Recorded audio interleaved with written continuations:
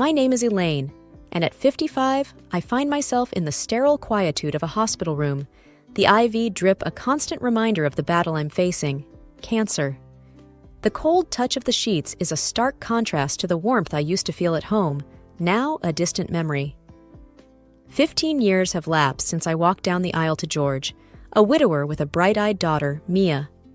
She was 10, all pigtails and toothy smiles, eagerly accepting me not just as her father's wife, but as a mother in spirit.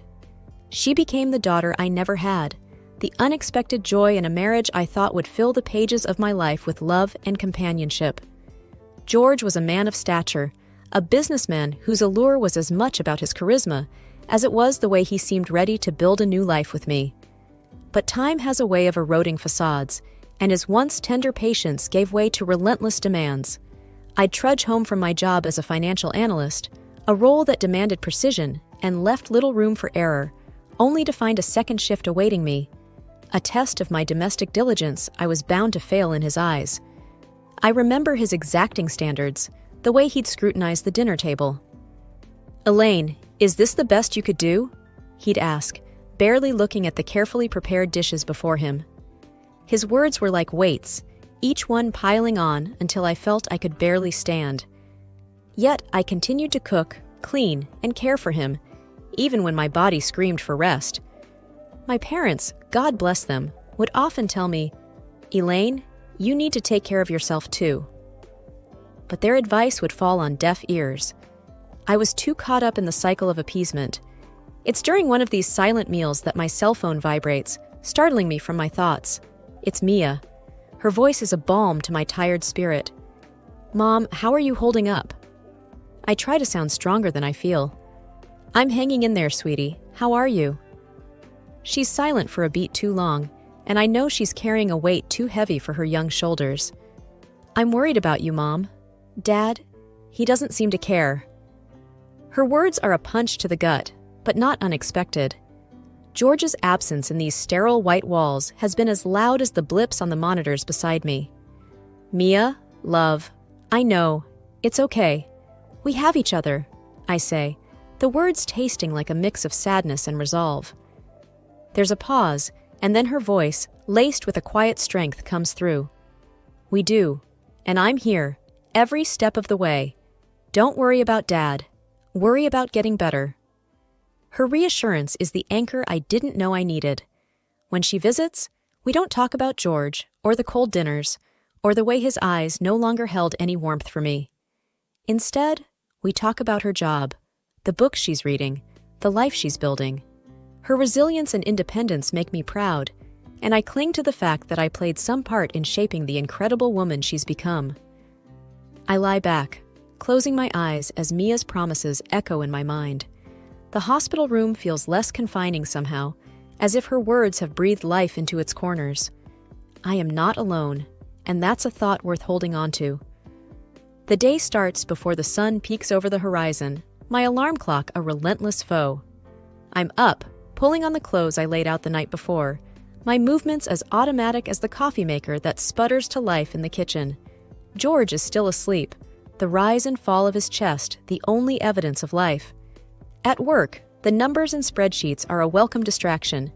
They don't complain, they don't demand, they just exist in their black and white cells, waiting for me to make sense of them.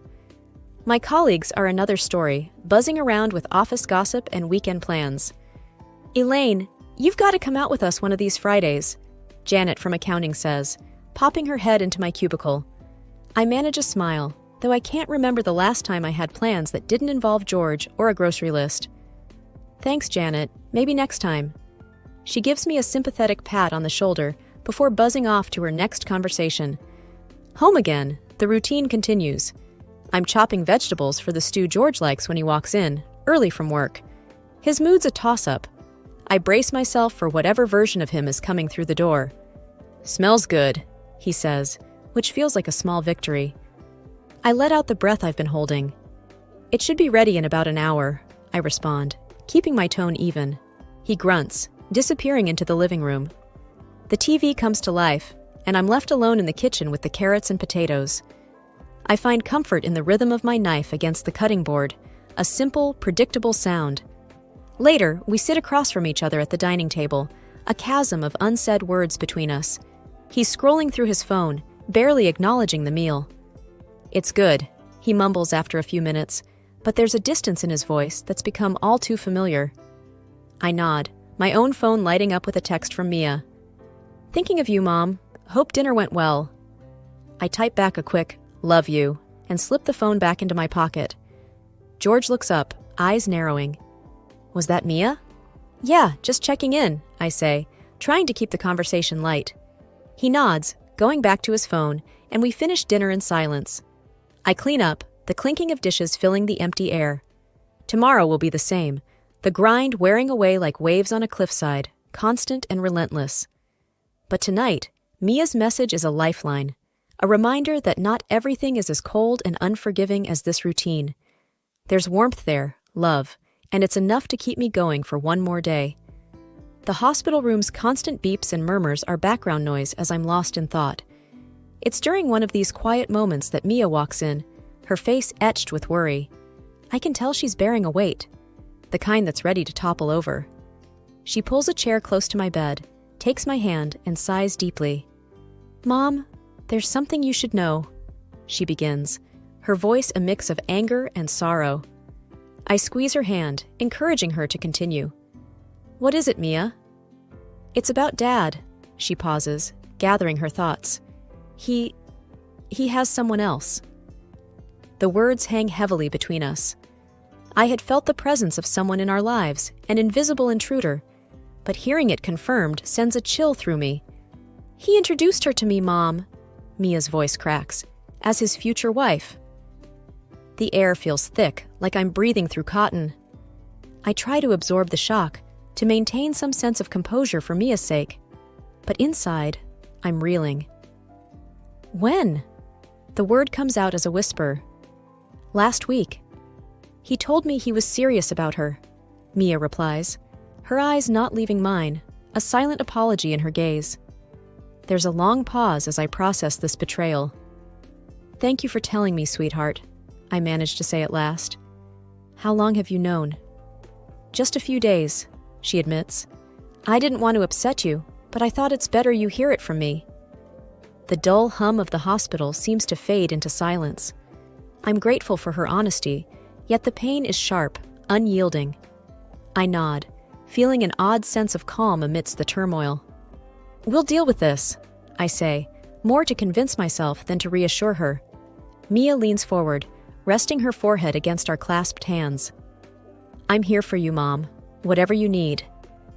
I draw a deep breath, my mind already turning. My husband's betrayal is a deep cut, but I won't let it be the end of my story. There's a plan forming, a way out of the mess he's made. And in this sterile hospital room, with my stepdaughter by my side, I feel the first stirrings of a future where I am no longer in the shadows of a loveless marriage. I will rise from this, with a cunning that's been honed by years of quiet observation. George may have underestimated me, but he'll soon learn that's his mistake. I look at Mia, her strength becoming my own. "Let's start planning," I say, and there's a new determination in my voice. Our bond, unbroken by the lies that surround us, is the foundation we'll build upon. And as Mia smiles, a small, fierce smile, I know we'll win this battle together. The next day, Mia arrives with her laptop tucked under her arm and a look in her eyes that says she means business. She pulls up a chair next to my hospital bed, opens her laptop, and looks straight at me. "Okay, Mom, let's talk strategy," she says with a determined nod. I can't help but smile at her spirit. "I've been thinking about that," I admit. "I want to be fair, but also, I want to protect myself and my future, and yours." Mia nods, her fingers poised over the keyboard. "First things first, we should get a lawyer, someone who can help us navigate the divorce smoothly." I agree. "Yes, a lawyer, and we'll need to gather all the financial documents. I've got most of them at home in the safe." "We can go through them together," Mia offers. "What about the house and the rest of the assets?" "I've been doing some math," I start, feeling the edge of the bed with my fingers.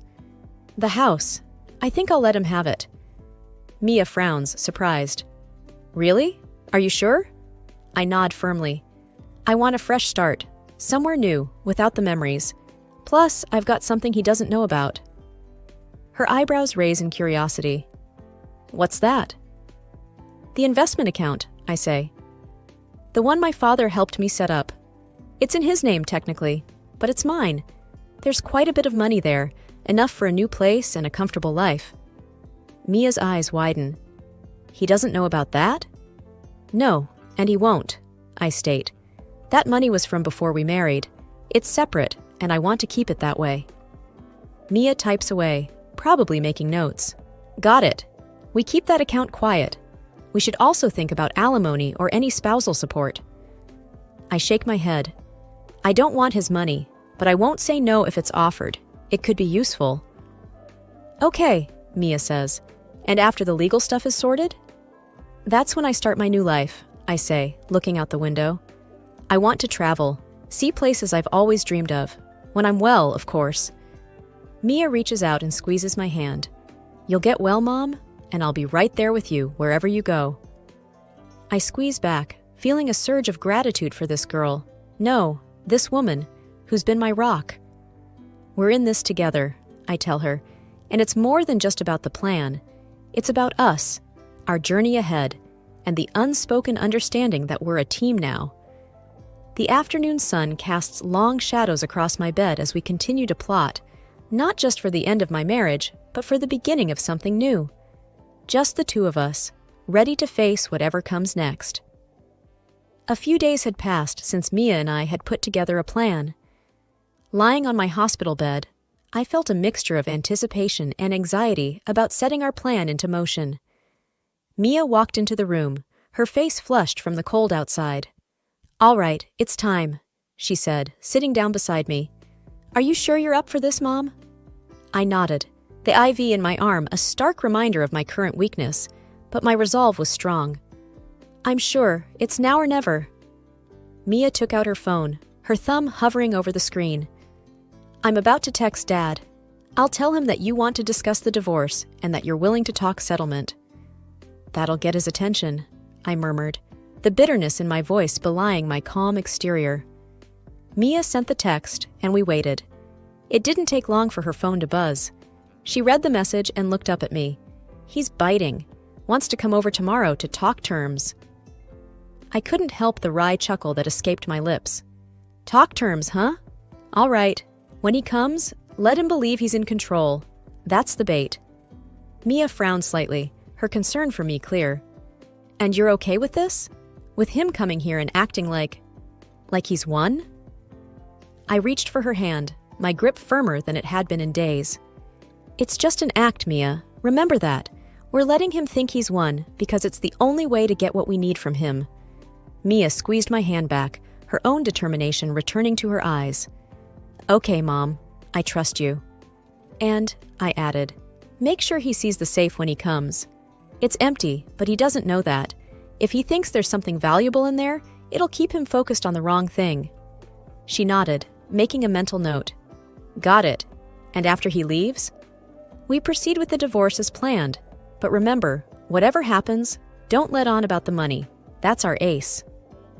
Mia stood up, her phone in her pocket. I won't. We'll get through this, just like you said, together. As she walked out, I lay back against my pillow, closing my eyes. This was just the beginning, but I had to believe that it would lead to an end.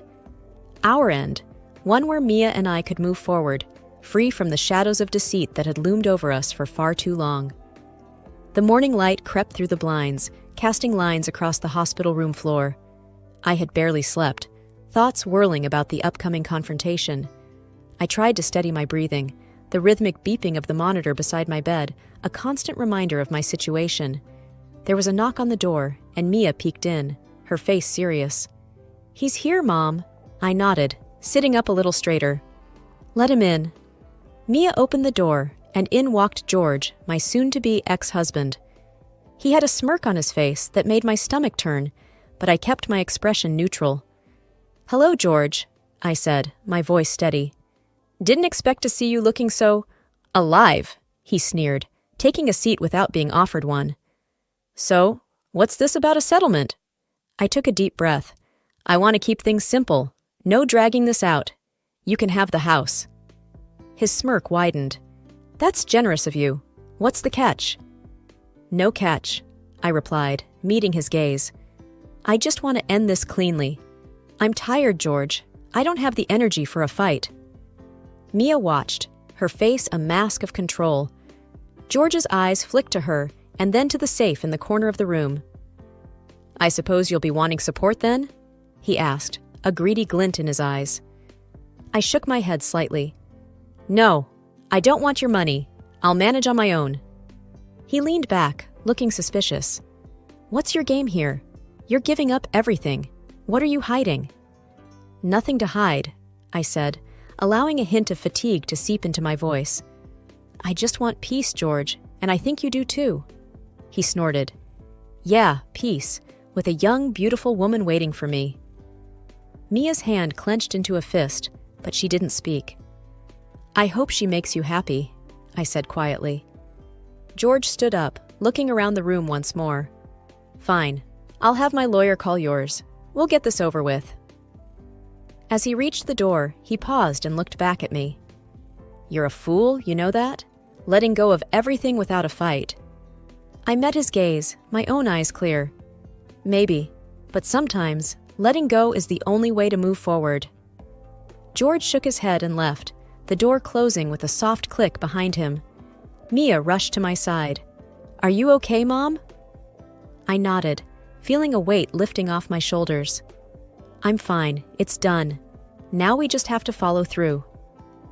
Mia hugged me, her presence a comfort. "You're the bravest person I know." I hugged her back, allowing myself this moment of warmth. Brave? Maybe. But I'm not in this alone, am I? "No, Mom," Mia whispered.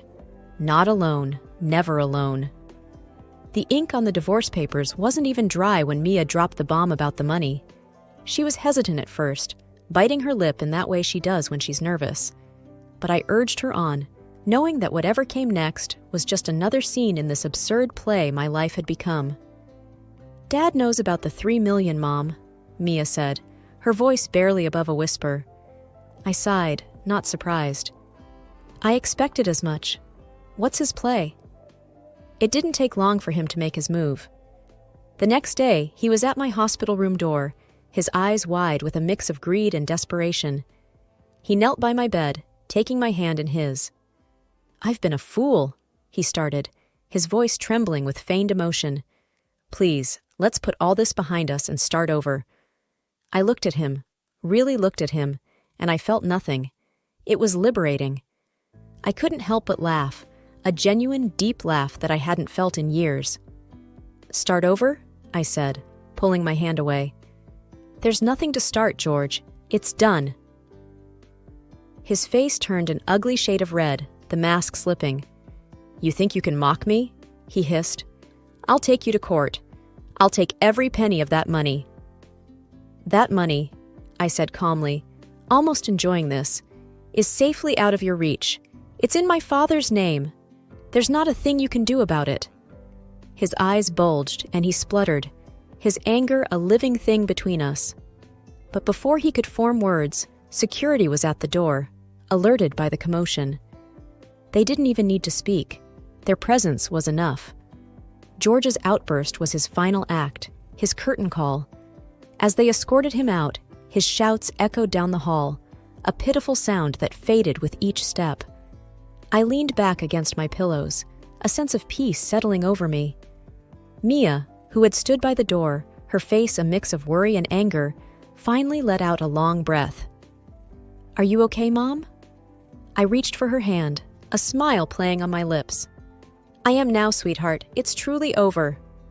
We sat in silence for a moment, the weight of the past lifting, leaving room for something new, something better. And as the door closed on the last vestige of my old life, I felt ready to face a new day. It was a clean slate, a true new beginning, and I was ready to write my own story. Life after cancer, and George felt like stepping out of a long, dark tunnel into sunlight. I bought a house with a big garden, somewhere Mia could visit whenever she wanted, a place that felt like ours, truly ours. One afternoon, Mia and I were sitting on the porch, sipping lemonade and watching the sun dip below the trees. She had been helping me unpack boxes, turning the house into a home. Her laughter was a frequent sound here, echoing off the walls, filling spaces that had known too much silence. "You know, Mom," Mia said, her eyes scanning the yard, "I've never seen you this relaxed." I smiled, feeling the warmth of the sun on my face. "I have a lot to be thankful for. I beat cancer, I'm free of George, and I have you." She squeezed my hand. "I'm just glad you're finally putting yourself first. You always took care of me, even when I wasn't your responsibility." I shook my head. "You were always my responsibility, Mia. The moment I decided to be your mom, that was it. You were my family." Mia's eyes misted over, and she gave me a teary smile. "I'm glad he's out of our lives. I've never liked how he treated you, and now we don't have to deal with his drama anymore." The sun had almost set, and the sky was a canvas of purples and oranges. I stood up, feeling more alive than I had in years. "Let's go inside. I'll make us dinner, our favorite spaghetti and meatballs." She hopped up, following me into the kitchen. "Can I help?" she asked, rolling up her sleeves. "Of course. You can start by rolling the meatballs." We moved around the kitchen together, a dance we had perfected over years of cooking side by side. As I watched her hands, so much like mine, shaping the meatballs, a sense of contentment washed over me. This is what real family feels like, I thought. There were no harsh words here, no expectations or disappointments. Just me and Mia, and a future we could shape into whatever we wanted. Our laughter and the aromatic sense of our shared cooking efforts filled the kitchen, and I knew, deep down, that this was what happiness felt like. After years of just going through the motions, I was finally living. And I had the real family, my daughter, to thank for it.